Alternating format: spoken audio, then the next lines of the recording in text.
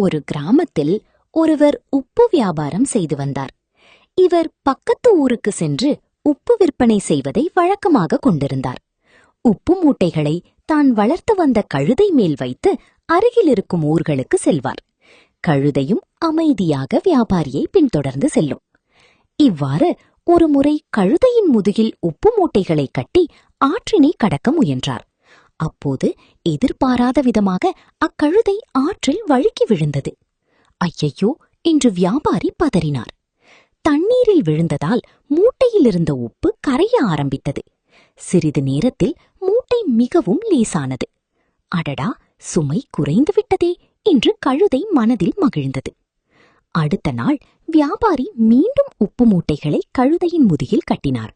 ஆற்றை கடக்கும்போது கழுதை, நேற்று மாதிரி மீண்டும் விழுந்தால் சுமை குறைந்து விடுமே என்று நினைத்து வேண்டுமென்றே தண்ணீரில் விழுந்தது. மீண்டும் உப்பு தண்ணீரில் கரைந்து மூட்டைகள் லேசானது.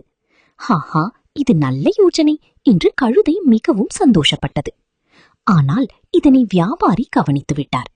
ஆஹா, இப்படியா தந்திரம் செய்கிறாய் என்று அவர் அமைதியாக யோசித்தார். மூன்றாவதாக வியாபாரி கழுதையின் முதுகில் பஞ்சு மூட்டைகளை கட்டினார்.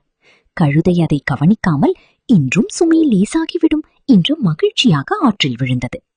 ஆனால் தண்ணீரில் நனைந்த பஞ்சு மூட்டைகள் மிகவும் கனமாகிவிட்டன.